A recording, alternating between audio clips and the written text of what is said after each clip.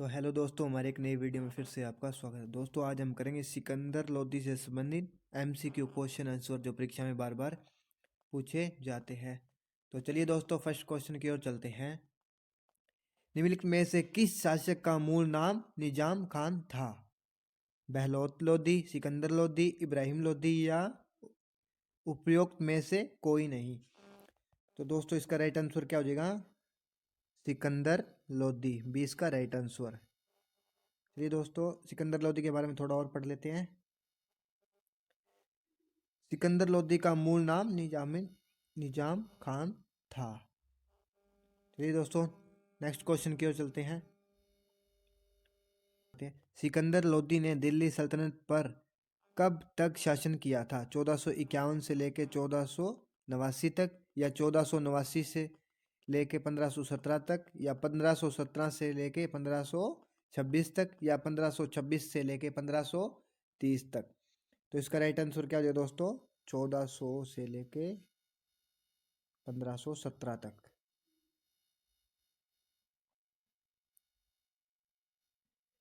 दिल्ली सल्तनत पर 84 तक सिकंदर लोदी ने शासन किया था।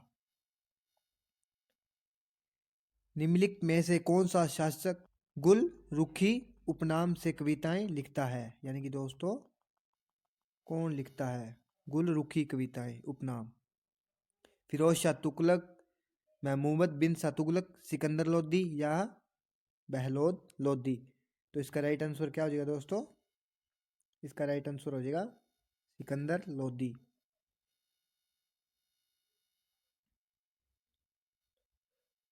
सिकंदर लोदी दिल्ली सल्तनत गुलकुरी के उपनाम कविताएं लिखते थे। निम्नलिखित में से किस शासन की मां एक हिंदू महिला थी?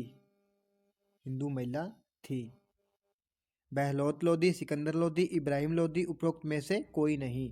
तो इसका राइट आंसर क्या हो जाएगा दोस्तों? इसका हो जाएगा दोस्तों सिकंदर लोदी, 20 का राइट आंसर। सिकंदर लोदी की मां एक हिंदू महिला थी। ये देखिए हिंदू महिला थी।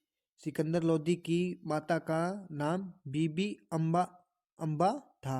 वह एक सुनार की बेटी थी। चलिए दोस्तों नेक्स्ट क्वेश्चन की ओर चलते हैं।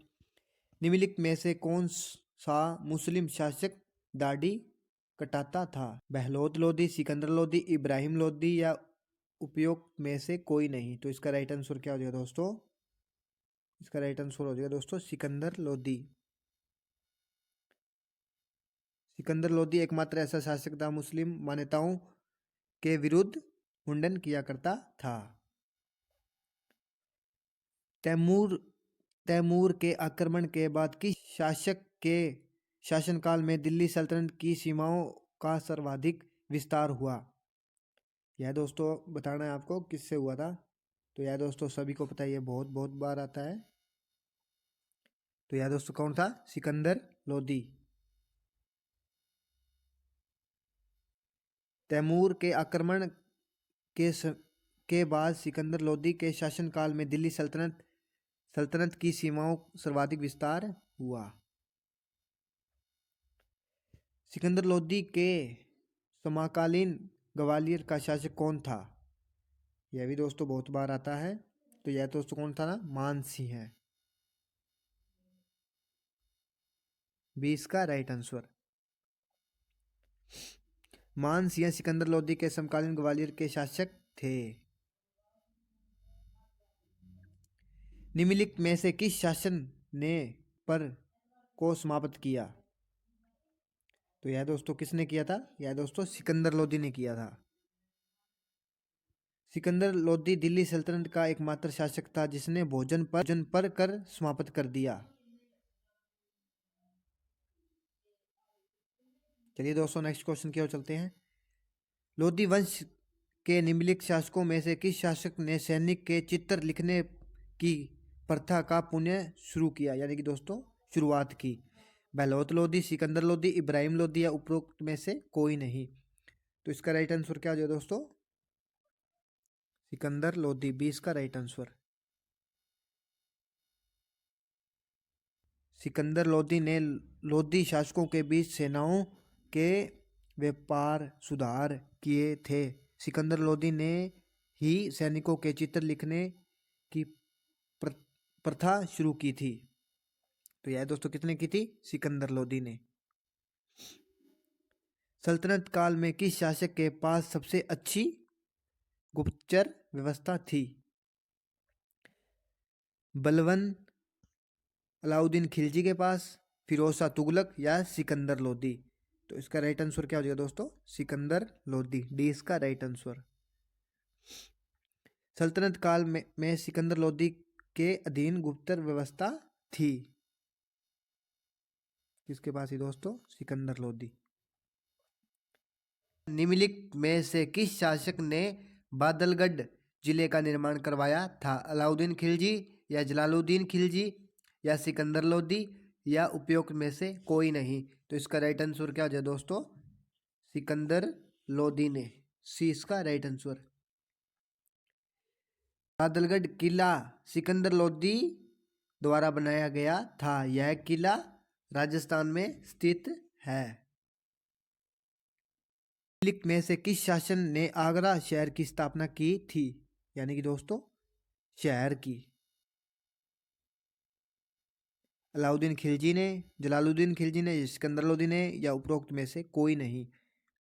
तो इसका राइट आंसर क्या हो जाएगा दोस्तों? इसका राइट आंसर हो जाएगा दोस्तों सिकंदर लोदी ने।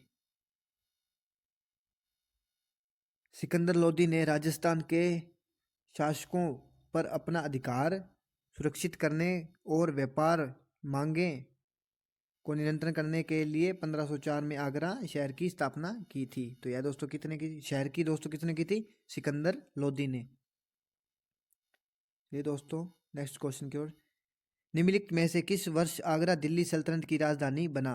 1500 में या 1502 में या 1504 में या 1506 में? तो यह दोस्तों कब बना था? 1504 में।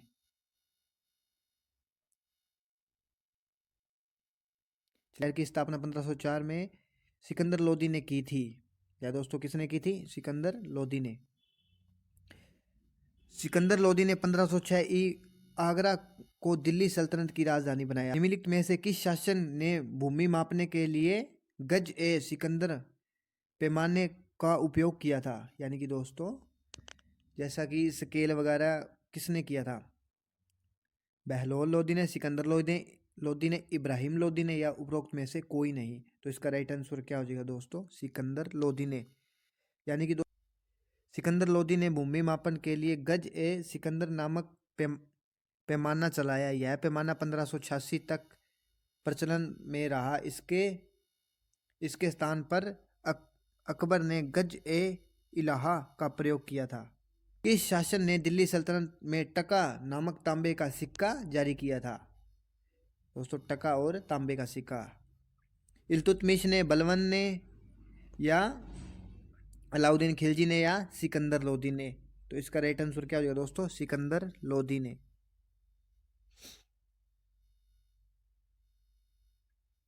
सिकंदर लोदी ने दिल्ली सल्तनत में टका नामक और तांबे का सिक्का चलवाया था, जबकि चांदी का टका सिक्का इल्तुतमिश द्वारा चलाया गया था। ये दोस्तों देखिए चांदी का टका और सिक्का इल्तुतमिश द्वारा चलाया गया था। दिल्ली सल्तनत में किस शासक ने राज्य के खेतों के लिए लेखा परीक्षा की प्रणाली शुरू की थी?